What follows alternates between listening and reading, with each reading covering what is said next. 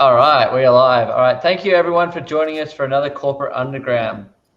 Today you have the three amazing gentlemen joining us, and what we're going to discuss is a topic I want to discuss is how to find new ideas. And what inspired me to want to discuss this topic was the quote that I actually heard in a book I read, but who it was really quoted was Ivan Pavlov, and it was if you want to learn a new idea, read an old book.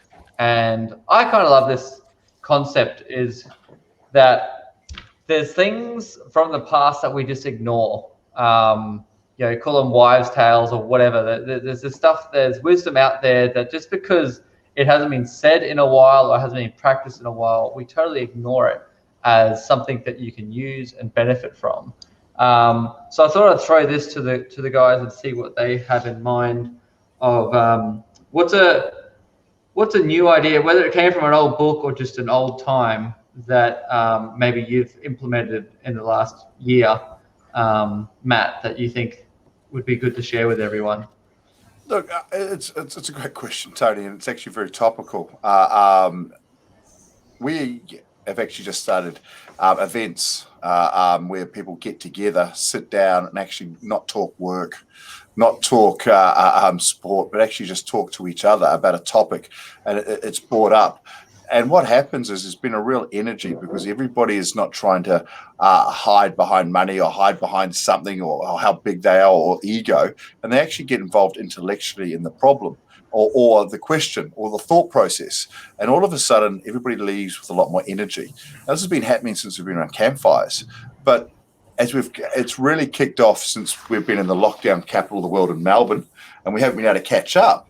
There's a real need for human contact. So it's jumped again. I know it would work anywhere, but it's been really surprising to me how much it's loved and how much people want to come and attend because of that, just the ability to share your thoughts with another human and have those expanded. I mean, Ronan, you've been to a few of these. What do you think? Well, it's not just the events. It's, the idea is to come up with something new. I was talking to someone today that said, every time I go to an event, when I speak to different people, I get new ideas. So he was talking about somebody that has a cigarette vending machine. He said, I would never normally speak to that person. I don't really like his business model. He said, but as I was talking to him and I was holding off the judgment for the fact that you're selling cancer sticks, he said, these great ideas came to me about certain things that he was doing that I could apply in my business. Interestingly enough, I've just signed up on a course for Ryan Holiday, who wrote The Obstacle is the Way and Ego is the Enemy. And part of his process of getting you to get much better at reading books is to go back and reread the old ones. So if you said about finding old ideas, they're all hidden books. We read a book, we dismiss it, call it shelf education. Learning doesn't happen until something changes. That was a great quote I had from a book. So yes, there is so much wisdom in very old books that are information out there. You just got to go back and find it and just apply it. It's something as simple as that.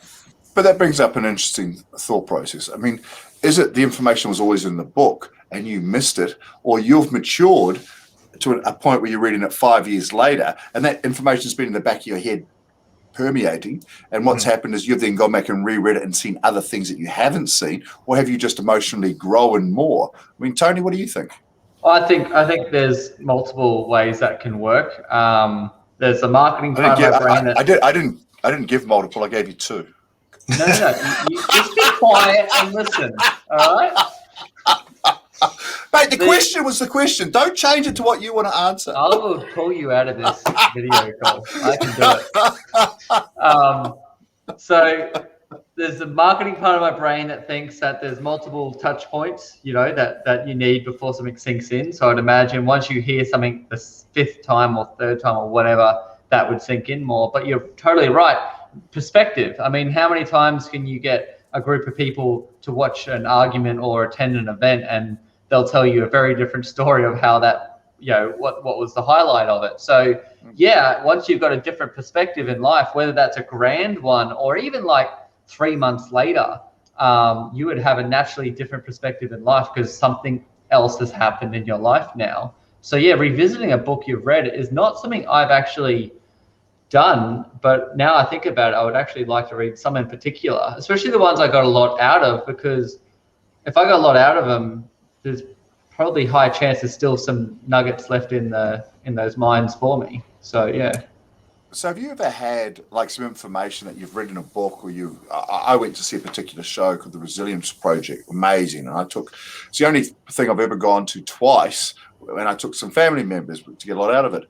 And then I met a woman who absolutely said it was the worst thing she's ever seen. She just took a completely different viewpoint, and to the point where I actually had to go back and actually show her a picture of the person, because I was so sure that what I took from it was so positive and what she took from it was so negative. I then couldn't have a relationship with that woman, like, because my viewpoint, and that was the first time that's ever happened to me. Usually I accept everybody's viewpoint, but I love this so much. I mean, is there information that you can take that you love so much that to the exclusion of others' thoughts? And how often do you do that? I mean, Ronan, what are your thoughts? Well, that's when you can get stuck in binary thinking that my way is the only way. You get 5 people in a room that all want to collaborate, and then they go, "Oh yeah, we all want to collaborate, but you need to follow the way I do something because it's the best." So there's ego involved. You said at the start. Yeah. I'm glad you agree. I'm glad you agree with that, Ronan. I'd agree with you. Yeah, this time, not always though. Yeah, ideas can come from anywhere, but the vast majority of them are just building blocks on what people have already done. So there are no secrets, just stuff you don't know. Marketers love to say, "Oh, there's 7 secrets." No, it's just stuff you don't know. You just haven't read something in a book that someone else has. But to them, it's a secret because you don't know it. So the idea of just going back and soaking up that information and looking at what you haven't implemented. Look, we say at our events, right? You come along to meet someone new, to learn something that you didn't know before, but be reminded of something you've done before, forgotten that was working. So many people go to these seminars and they drop, or masterminds, and they drop thousands and thousands of dollars, and then they just stick it in the shelf and go, "Oh, I'm not going to do all that." Now, it all works if you do it, if you follow the process consistently. Yeah. And everyone's looking for the next shiny thing. Oh, what's the latest software I can use to growth hack, to do something that quicker, faster, cheaper? What's the latest shiny object? And then you go back and, well, old school, especially depending on the type of business you run. If you're not selling widgets, if you're selling a premium service, relationships. So you're going back to, "Oh, wow, relationships work. I thought spending a lot of money on marketing works." Yes, to a certain point, but then also relationships work just as well. So yeah, everything's circular and has its time, and like a season, and comes back. So Tony, what's an idea that you once did and no longer do, and why did you stop? I mean, like, you know that if you implemented it again, it would be successful. I mean, I do this all the time. I constantly go back over things that I was once successful for. But Ronan, can you think of it? Tony, I mean, and why? Why did you stop? Do you remember? I can't think of one right now that stopped. I can think of when I restarted after stopping for a period of months and going, "Why did I stop? Like, this is something." So I've got a journal, like a paper journal that I carry on me, and it's not like a diary. Like, I've got digital everything, so it's not my task list. It's not my, like, I've got software for all that, and software does kick ass at a lot of stuff, right? Such as calendars and all that sort of stuff. But what it does have is just simply the weekly goals, tracking, your gratitude, what you're thankful for, habit tracker. So if I want to make sure I remember to drink enough glasses of water, make sure I stop and go for a walk every day, make sure I get outside. Fill in your diary. Make sure you fill in your journal. But you know what? For the first week, I put in journaling because I stopped, right? Yeah. Because I stopped for a few weeks, and a few weeks became a few months, and I realized I'm not keeping track of everything that's going well in my life. And then I had a shit couple of weeks, and I was like, "Man, everything sucks at the moment." And I'm like, "No, this is why you need to reflect back on. No, you're just in a really bad way, and this is where journaling, especially those type of journals, help." So why did you stop? It just, like everything, I would have probably been in a good place. The ironic thing is you stop doing good things when you're in a good place. So I would have been on a really good place. I probably took some time off. It might have been over the new year. I honestly can't remember when I stopped. I just remembered I hadn't done it for a while. I could probably flick through and find the dates in there.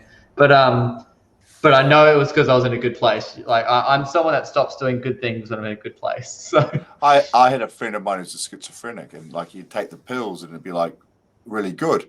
and then he'd stop taking the pills, but then he'd get so bad that he wouldn't take the pills. Like, so, I mean, and I guess that's an extreme of what we do.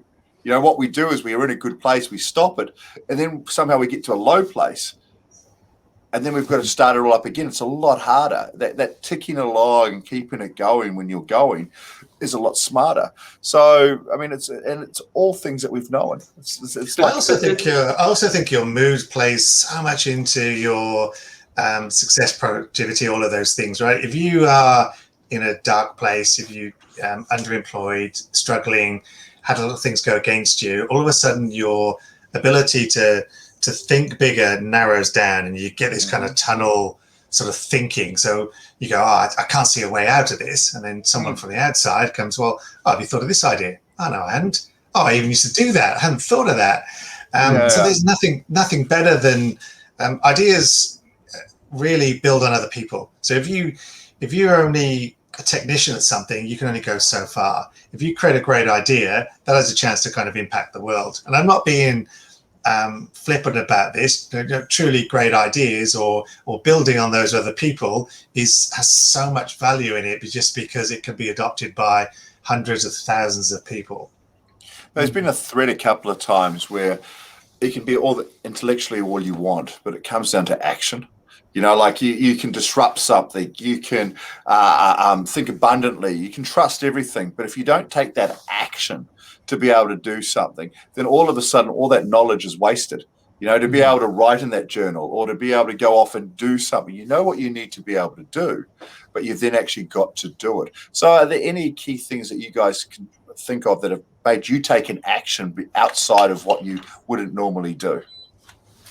Well, I think culturally, for some reason, we're very much a mindset of fixing problems rather than building up. So like, you get a headache, you pop a pill. You don't think about why you've got the headache and what you could have done to not get the headache. Okay. So I'm a big believer in, and this is why I like old books, because a long time ago, there wasn't that much money in helping people, where now it's much more money in, selling some sort of patented drug or book or system, right? Where, to be fair, if you work on yourself and improve your mind and your body, then you will avoid a lot of issues. So I think that's something that I implement. And I feel that a lot of people need to be remember that prevention is always better than cure. And I would use cure lightly as a word to describe what the world has prepared for us to. For me, I would still go back to books. There's no surprise there. I'm not smart enough to come up with these new ideas. Oh, I wish I'd thought of that. That was a great idea. I wish I thought of that. But by reading books, I'm taking other people's intellect and I'm plugging into that. So you talk about in software, there's the ability to kind of plug into APIs, right? An API is using someone else's tool. API is another person's intellect. So if you're reading a lot of books, you're tapping into another person's intellect, your API right there. So that's where I get my ideas from. I love Ronan because he reads 50 books, then just gives me the overview. Yeah. So it's great. It's like tapping into my own API. I mean, I'm very different. I mean, I'm dyslexic, so understanding all this reading just takes. I can read, obviously, but it just takes me so much longer. So I'm getting inundated by dogs and children. But this is what the intelligence factor is. I get it through communication. So where you basically can go in and talk to somebody and look at it. But I always do love how Ronnie goes, oh, you must have got that from this book. And then names it. I always feel smarter that somebody else has written about what I'm thinking.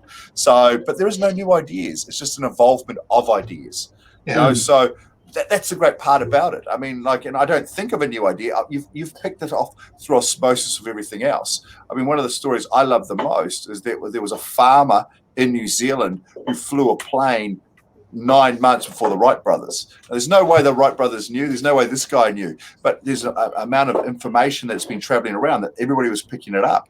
Or the guy that ran the 4-minute mile, the first one. Straight after that, no one had ever done it before. Then 150 people did it in the next couple of years. Once these things are broken through, intelligence picks it up and says, this can be done.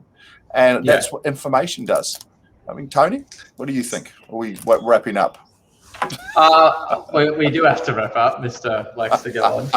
Yeah, I would say to summarize, yeah, there are no new ideas. If you're short of ideas, just need to pick up a book and you'll find 10 in a single book.